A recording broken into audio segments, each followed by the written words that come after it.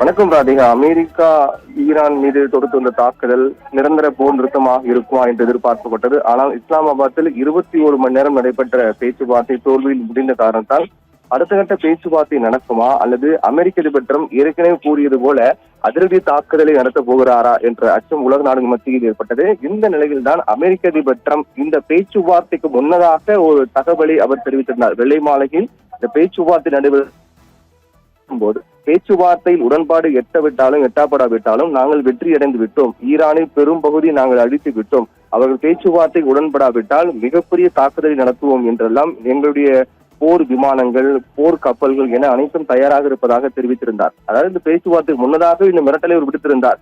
பேச்சுவார்த்தையில் உடன்பாடு எட்டப்படாவிட்டாலும் கூட நாங்கள் தான் வெற்றி என்று தெரிவித்திருந்தார். ஆனால் பேச்சுவார்த்தை உடன்பாடு எட்டப்படவில்லை. அதன் அடிப்படையில் பார்க்கும்போது அமெரிக்க அதிபர் ட்ரம்ப் ஏற்கனவே கூறியது போல ஈரானை கண்மூடித்தனமாக மீண்டும் தாக்குதல் நடத்துமா அமெரிக்கா என்ற ஒரு அச்சம் எழுந்தது. இந்நிலையில் தான் பேச்சுவார்த்தை தோல்வியடைந்த பிறகு அமெரிக்க அதிபர் ட்ரம்ப் மீண்டும் ஒரு பதிவு வெளியிட்டிருக்கிறார். அந்த பதிவில் ஏற்கனவே வாக்குறுதி அளித்தபடி ஹோர்முஸ் ஜலசந்தியை ஈரான் உடனடியாக திறக்க வேண்டும்.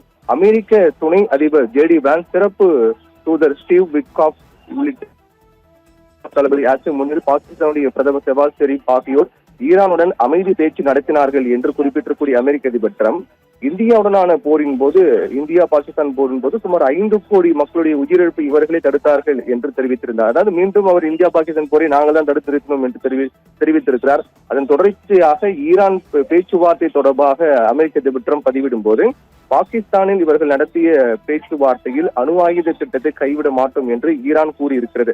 மோசமானவர்களுடைய கையில் அணு ஆயுதம் இருப்பதை ஏற்க முடியாது, ஹோர்முஸ் ஜலசந்தியில் வீசப்பட்ட கன்னிவெடிகளை அகற்றும் பணியில் ஈடுபட்டிருக்கும் என்று அமெரிக்க அதிபர் ட்ரம்ப் தெரிவித்திருக்கிறார். எங்களுடைய கப்பல்கள் மீது தாக்குதல் நடத்தினால் ஈரானை நரகமாக மாற்றும் மற்றும் ஹோர்முஸ் ஜலசந்தியை மூடும் நடவடிக்கையில் விரைவில் தொடங்கப்படும், போருக்கு தயாராக உள்ளோம், ஈரானுடைய பெரும் பகுதியை அழித்துவிட்டோம், தேவைப்பட்டால் மீதம் இருக்கக்கூடிய பகுதிகளையும் அழிப்போம் என்று அமெரிக்க அதிபர் ட்ரம்ப் பதிவிட்டிருக்கிறார். பேச்சுவார்த்தையில் தோல்வி முடிந்த பிறகு அமெரிக்க அதிபர் ட்ரம்ப் இவ்வாறு பதிவிட்டிருப்பதுதான் மீண்டும் போர் தீவிரம் அடைய போகிறது என்பதை காண்பிக்கின்றது. ஈரான் இஸ்லாமிய புரட்சி படை வெளியிட்டிருக்க அறிக்கை, IRGC வெளியிட்டிருக்கூடிய அறிக்கையில் ஈரான் அரசால் அனுமதி வழங்கப்பட்ட சரக்கு கப்பல்கள் மட்டுமே ஹோர்முஸ் ஜலசந்தியை கடந்து செல்ல முடியும் என்றும் போர்க்கப்பல்கள் நுழைய முயற்சித்தால் மிகப்பெரிய தாக்குதலை நடத்துவோம் என்று எச்சரித்திருக்கின்றது. இதனால் போர் பதற்றம் மீண்டும் அதிகரித்திருக்கிறது. அதாவது இந்த பேச்சுவார்த்தைக்கு முன்னதாக இருந்த நிலை மீண்டும் தொடர்கிறது என்பதுதான் பார்க்கின்றோம். இந்த பேச்சுவார்த்தை தொடர்வதற்கு முன்னதாக ஒரு நல்ல விடயமாக பார்க்கப்பட்டது என்னவென்றால், ஈரானுடைய சொத்துக்கள் முடக்கப்பட்டிருப்பதை அனைத்து விடுவிக்கின்றோம் என்று அமெரிக்கா தெரிவித்திருந்தார்கள். அதனால் பேச்சுவார்த்தை சுமூகமாக முடிவு எட்டப்படும் என்று எதிர்பார்க்கப்பட்டது. ஆனால் பேச்சுவார்த்தையில் உடன்பாடு எட்டப்படவில்லை.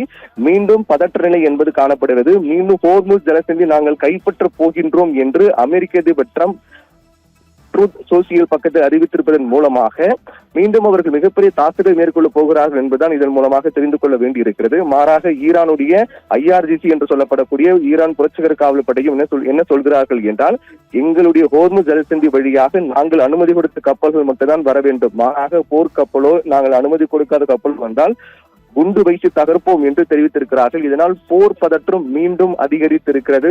2 வார கால போர் நிறுத்தம் தற்போது நடைமுறையில் இருக்கக்கூடிய நிலையிலும் அதை பொருட்படுத்தாமல் தாக்குதல் நடத்தப்படக்கூடிய ஒரு வகையிலான பேச்சை தான் அமெரிக்க அதிபர் ட்ரம்ப் தெரிவித்திருக்கிறார். ஈரானும் அதற்கு தயாராக எதிர்கொள்ளவும் பதிலடி கொடுக்கவும் தயாராக இருக்கிறார்கள்.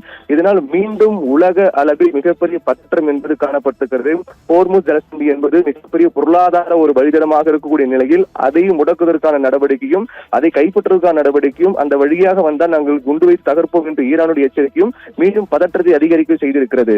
ராதிகா.